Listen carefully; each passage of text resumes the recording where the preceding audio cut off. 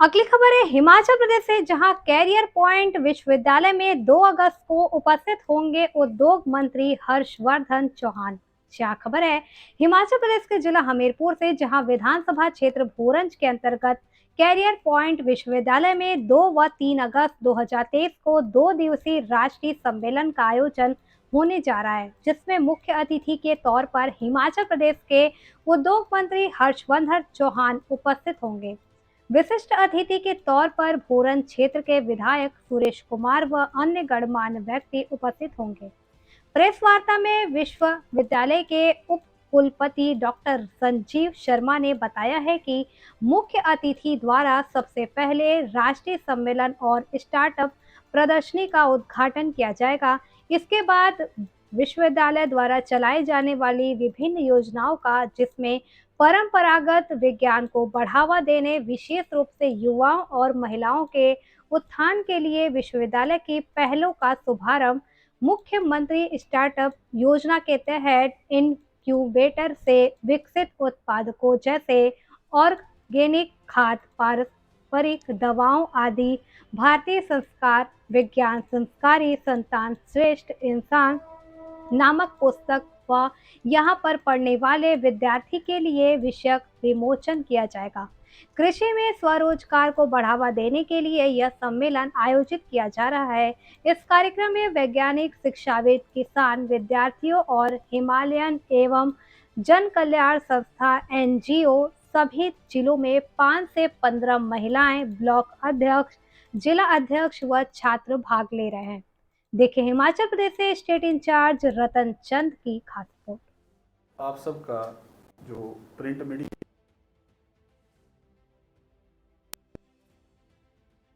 का करते हैं और अभिनंदन करते हैं। आप सब जानते हैं कि इस देश में कई समस्याओं के साथ एक समस्या जो है वो बेरोजगारी की है। नौकरी चाहे वो सरकारी हो, प्राइवेट हो, उसके साथ साथ हमें जो दूसरा विकल्प है एंटरप्रेन्योरशिप का, वो उसको मजबूत करना होता है। और करियर पॉइंट विश्वविद्यालय इसी दिशा में काम करते हुए यहाँ पे 3 इनक्यूबेटर सेंटर एस्टेब्लिश करे हैं, जिसमें से एक CM startup scheme government of Himachal Pradesh की तरफ से पायनियर इनक्यूबेटर, दूसरा साइंस एंड टेक्नोलॉजी मिनिस्ट्री का जो साइंस एंड टेक्नोलॉजी विभाग है, डिपार्टमेंट है, उसका टेक्नोलॉजी एनेबलिंग सेंटर, और तीसरा जो एमएसएमई मंत्रालय है उसकी तरफ से यहाँ पे इनक्यूबेटर एस्टेब्लिश किया गया है। इन तीनों का जो उद्देश्य है वो इनोवेशन को प्रमोट करना और एंटरप्रेन्योर्स तैयार करना, कि ताकि लोग छोटा मोटा अपना उद्योग चला सकें। नौकरी करने वाली दिशा में आगे बढ़ते हुए इस करियर पॉइंट विश्वविद्यालय ने और इनक्यूबेटर्स जो यहाँ काम कर रहे हैं उनकी तरफ से एक नेशनल लेवल पे सम्मेलन कॉन्फ्रेंस किया जा रहा है, जिसका जो टाइटल है, जिस पे काम होना है वो है यूथ एंटरप्रेन्योरशिप एंड स्टार्टअप्स पे। और इस कॉन्फ्रेंस को जो कर रहे हैं तो इसमें हमारे साथ जो सहयोगी हैं वो MS Swaminathan research foundation Chennai. आप प्रोफेसर एमएस स्वामीनाथन का नाम जानते हैं, the father of green revolution, हरित क्रांति के जन्मदाता। उनकी रिसर्च फाउंडेशन जो चेन्नई में है वो एक हमारे पार्टनर हैं। दूसरा एसजेवीएन को आप जानते हैं जो हिमाचल में है, जिसकी देख रेख सारे हमारे माननीय नंदलाल जी देख रहे हैं, उनका पूरा सहयोग है। तीसरा डिपार्टमेंट ऑफ इंडस्ट्री जो उद्योग विभाग है हिमाचल प्रदेश सरकार का, वो एक इंडिया मिलेट्स करके ऑर्गेनाइजेशन है। इस तरह से हमारे साथ कई संस्थाएं जुड़ के इस सम्मेलन को आयोजित कर रही हैं। अब ये जो सम्मेलन है ये 2 और 3 अगस्त को 2 दिन का प्रोग्राम है, और इस कॉन्फ्रेंस को, इस सम्मेलन का जो उद्घाटन कर रहे हैं वो श्री हर्षवर्धन चौहान, ऑनरेबल मिनिस्टर। जानकारी हम आपके माध्यम से देना चाह रहे थे, क्योंकि इसमें और लोग भी जो स्टूडेंट्स हैं, चाहे स्कूल के, कॉलेज के, फार्मर्स हैं, शिक्षाविद हैं, साइंटिस्ट लोग हैं, वो भी इस कॉन्फ्रेंस को ज्वाइन कर सकते हैं as a speaker, as a participants.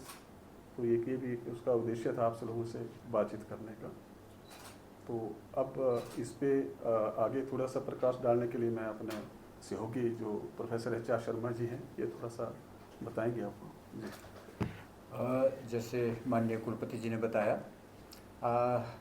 ये इस कॉन्फ्रेंस का मेन फोकस रूरल यूथ्स के ऊपर है, ग्रामीण जो यूथ है उनके ऊपर है।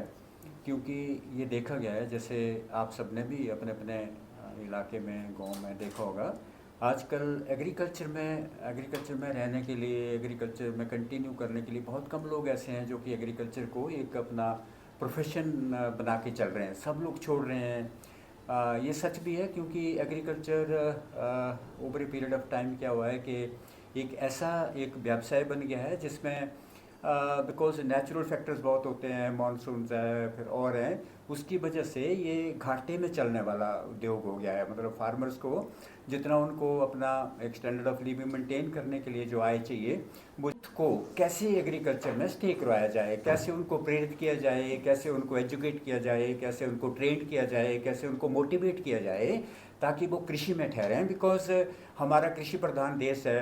कृषि में यदि सारे लोग ऐसे बाहर निकलने लगेंगे जाने, तो हमारी फूड सिक्योरिटी, ये सबके लिए चैलेंजेस हैं।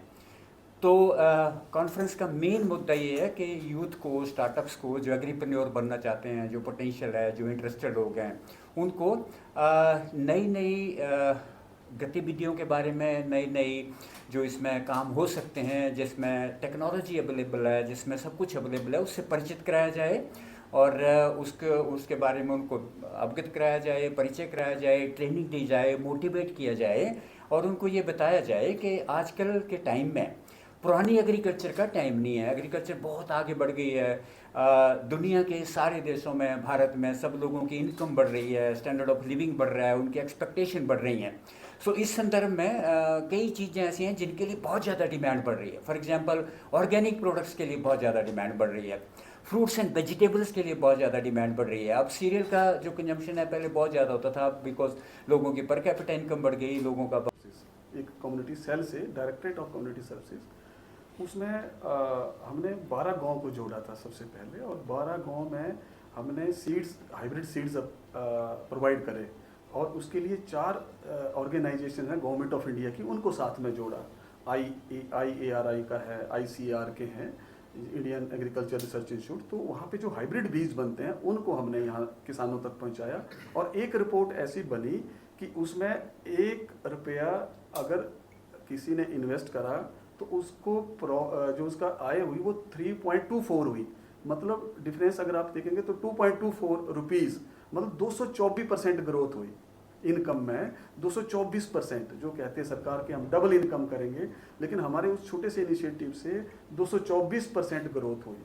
अब उस चीज़ को ही हम आगे बढ़ा रहे हैं, और उन्हीं ऑर्गेनाइजेशन के साथ मिलके, अभी जैसे सर ने भी बताया कि 75 ब्लॉक से लोग आ रहे हैं, तो जो 12 गांव थे वो 22 बने, और 22 से अब हम 75 ब्लॉक्स में काम कर रहे हैं एग्रीकल्चर के डायरेक्शन में। तो अगर जो खेती यहाँ पे कर रहे हैं उसका रिप्लेसमेंट दूसरा ऐसा बीज दिया जाए जिसकी अच्छे से हो, जैसे अरहर की दाल का हमने करा।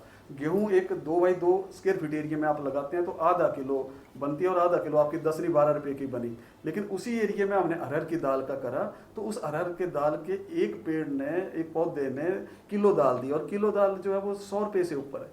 तो जहाँ 10-20 रुपये बन रहे थे वहाँ पे आपको 100 रुपये बनेंगे।